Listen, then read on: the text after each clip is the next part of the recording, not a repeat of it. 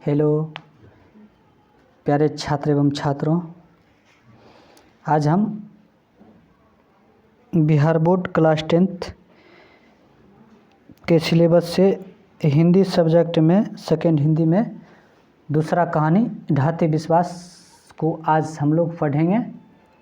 तो ये एक उड़िया कहानी है, उड़ीसा राज्य का, जिसका राजधानी है भुवनेश्वर, और उड़िया भाषा में ये कहानी लिखा गया है, जिसका नाम है ढाते विश्वास। इनको लिखा है सातकोरी होता ने। और सातकोरी होता का जो जन्म है, इनके लेखक का जो जन्म है उड़ीसा के मयूरभंज नामक स्थान में हुआ है, और इनका जन्म हुआ 1929 में। और आज हम लोग बिहार बोर्ड के माध्यम से हिंदी भाषा में जो हम पढ़ने वाले हैं, उनके अनुवादक हैं राजेंद्र प्रसाद मिश्र। तो इस कहानी में एक लक्ष्मी नाम का मुख्य किरदार होती हैं। तो इन्हीं के इर्द गिर्द ये पूरा का पूरा कहानी घूमते रहता है, जो कि हम लोग बारीकी से एक हर एक सवाल को हल करने का काम करेंगे। और वो सवाल हो जाएगा देवी बांध कौन है, दलई क्या है, महानदी बरगद की, इस तरह से ढेर सारे जो है ऑब्जेक्टिव भी बनेगा, और हम लोग अच्छा से इसको डिटेल में पढ़ लेंगे कहानी की तरह, तो आप लोगों को याद ही हो जाएगा। और लक्ष्मी का जो हस्बैंड होता है उसका नाम होता है लक्ष्मण। क्या होता है? लक्ष्मण। और लक्ष्मण कहाँ रहता है? कोलकाता में। इनका जो लक्ष्मी का के घर का आर्थिक स्थिति जो इतना ख़राब होता है कि ये बेचारे जो लक्ष्मण जो होता है कोलकाता में रहता है, और वहाँ से थोड़ा बहुत रुपया पैसा कमा के यहाँ का अपना घर परिवार का जीवन यापन करता है। होता क्या है, इनको जो है लक्ष्मी को 4 संतान होता है। एक उसके बड़े बेटा का नाम अच्युत होता है, उसके बाद 2 बेटी होती है, और एक वर्ष का बेटा होता है। तो इस स्थिति में आते आते ये लक्ष्मी के ससुर का देहांत हो जाता है, ठीक है। और ये बेचारी क्या करती है, तो देहांत होने के बाद इसके पास इसके मुख्य किरदार में जो है 1 बीघा ज़मीन छोड़ देता है लक्ष्मी के लिए, मतलब लक्ष्मण के लिए। तो ये बेचारी क्या करती है, अपने बेटे के साथ ही उस ज़मीन पर थोड़ा बहुत खेती बाड़ी करती है। और सबसे बड़ी बात, उस वक्त जो है धान का बिचड़ा बोया था, ठीक है। तो इस तरह से, और वो क्या करती है, खुद ही उस गांव के तहसीलदार के घर अपना थोड़ा बहुत काम करती है, जिसके रुपये से आर्थिक स्थिति इसका थोड़ा बहुत इसमें सुधार होता है।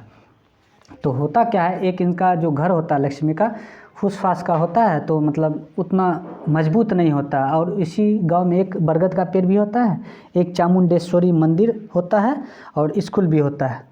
तो इसमें यही कहा गया है कि ढाते विश्वास में प्राकृतिक प्रकोप से जो समस्या उत्पन्न हुआ है उस पर प्रकाश डाला गया है। बाढ़ एवं सूखा से त्रस्त जीवन जो है धैर्य तथा साहस के साथ इन समस्याओं का मुकाबला करता है, लेकिन लोगों का विश्वास तब ढहने लगता है जब बाढ़ का पानी किनारों को लांघकर गांव घरों को अपने आगोश में लेते आगे बढ़ते जाता है। तो लोगों का भरोसा एकदम टूटने लगता है। लोगों का माँ चामुंडेश्वरी पर विश्वास जो होता है, वो भी, उनका भी मंदिर एकदम पूरा पानी से भरा हुआ लबालब रहता है। और बार बार किसी पर विश्वास करके इंसान इस तरह से इस कहानी में दर्शाया गया कि इंसान ठगा जा चुका है, किसी पर भी विश्वास करना नामुमकिन है इस वक्त। तो इस गांव से सटा हुआ एक देवी बांध होता है, देवी बांध का मुआना जो होता है दलई बांध से सटा हुआ, और इसका जो होता है महानदी में। तो होता है इसमें थोड़ा बहुत भी इधर उधर होता है, तो उसके गांव में थोड़ा परेशानी बढ़ जाता है। और सबसे बड़ी बात है दलई बांध का टूट जाना, पूरा गांव नस्ते नाबूद हो जाना। तो होता है क्या, जब एक बार तूफ़ान आता है गांव में, क्या आता है तूफ़ान, तो इसका घर बार सब टूट जाता है, क्योंकि फूस का होता है तो टूट ही जाता है। उसके बाद क्या होता है, उसके बाद जब सुखाड़ आता है इसके गांव में, मतलब इतना धूप होता, तेज़ होता गर्मी के मौसम में, सुखाड़ होने के बावजूद जो होता है इसका बिचड़ा जो है 1 बीघा में जो लगाए हुए रहता है, और सब बेचारा सूख जाता है और ख़त्म हो जाता है, फसल बर्बाद हो जाता है। फसल बर्बाद होने के बाद कुछ महीनों के बाद बरसात का मौसम आता है, तो बरसात इतना अच्छा से होता है और इतना तेज़ी और ज़्यादा होता है कई सेंटीमीटरों में, कि इसके बांध, पहले दलई बांध और जो है सब में एकदम पानी भरने लगता है। तो दलई बांध जब तोड़ तूफान चलने रहता है, तो उस गांव में बाढ़ आने का संभावना हो जाता है। क्या आने का संभावना होता है? बाढ़ आने का संभावना हो जाता है। तो उनके बड़े लड़का का क्या नाम होता है? अच्युत रहता है। और उस गांव में एक सरपंच होते हैं, उन सरपंच के द्वारा एक संगठन सरपंच के द्वारा एक गुण निधि नाम का एक लड़का होता है, और वो लड़का जो है उन लड़का के द्वारा स्वेच्छा सेवक संघ या फिर स्वयं सेवक संघ नाम का एक संघ होता है, और उस संघ के द्वारा उस गांव में जितने भी जवान होते हैं, लड़के होते हैं, उनको लेकर वो जो क्या करता है, दलई बांध को बांधने के लिए वो प्रयास करता रहता है। और सरपंच जी इतना कह देते हैं कि जब तक आपको संभाल में आएगा ठीक है, नहीं संभाल में आएगा तो आप हमें सूचित कर दीजिएगा, ताकि हम गांव वाले को सूचित कर देंगे, ताकि वो लोग सुरक्षित रहेंगे, कहीं कहीं अपना जगह पे जिसको जहां जैसे होगा अपना एडजस्ट कर लेंगे। तो होता क्या है, जब इतना तोड़ तूफान हो जाता है, जब इन लोगों से संभलने वाला नहीं होता है, तो वो सरपंच जी को सूचना दिलवा देते हैं कि आप लोग गांव को खाली करवा सकते हैं, क्योंकि अब ये जो सर से ऊपर बहने वाला है, मतलब अच्छा से बाढ़ आने वाला है। तो लोग धीरे धीरे अपना जो क्या करते हैं, लोग धीरे धीरे गांव खाली करने लगते हैं। तो अंत में क्या होता है, अंत में होता है कि ये जो है लक्ष्मी जो अपने बड़े पुत्र अच्युत के इंतज़ार में थोड़ा लेट करती है, क्योंकि अच्युत जो है ये सोचते हैं गुण निधि के साथ थोड़ा भेज देंगे तो गांव का भी भला होगा और थोड़ा हम लोगों को भी हेल्प हो जाएगा, ताकि हम लोग बच जाएंगे।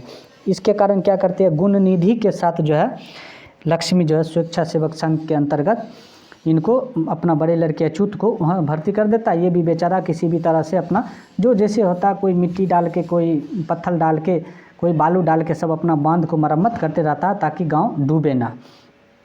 जब बर्दाश्त से बाहर हो जाता है तो अपना गांव खाली करवा देता है गुण निधि के इन्फॉर्मेशन से सरपंच साहब।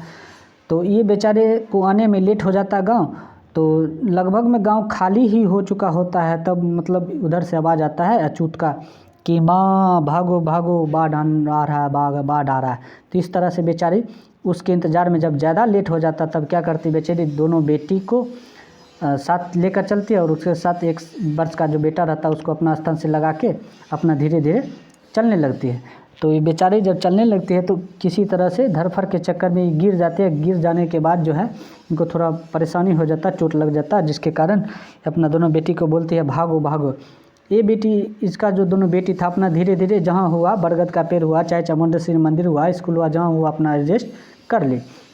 उसके बाद क्या हुआ, धीरे धीरे आते आते अपना गांव से, अपना घर से बरगद के पेड़ तक आते आते इनका जो सर जो था ना, मतलब घेंट तक पानी आ चुका था, गला तक पानी आ चुका था, मतलब डूबने ही वाला था। तो किसी तरह से बरगद का जो जट्टा टाइप का जो होता है यहाँ पर, इसको पकड़ के और अपना बेटा को इसके साथ एक मतलब बोरा टाइप का था, बोरा में कुछ ना कुछ अपना खाने पीने का सामान 1-2 दिन के लिए अपना ले ली दोनों, लेकर किसी भी तरह से तो ऊपर चढ़ गए।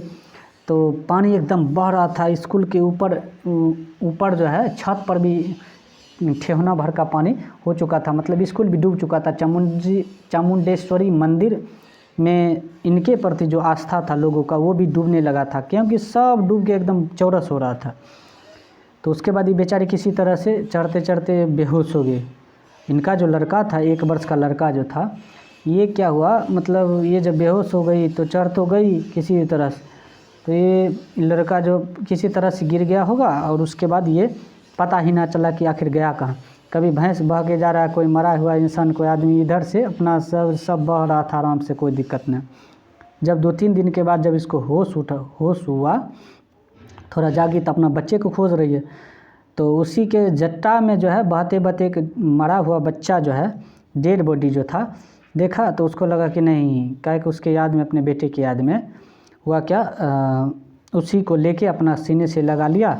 इस तरह से उनका जो है एक मरा हुआ बच्चा को ही अपना सीने से लगा ले, क्योंकि एक अपने छोटे बेटे के याद में।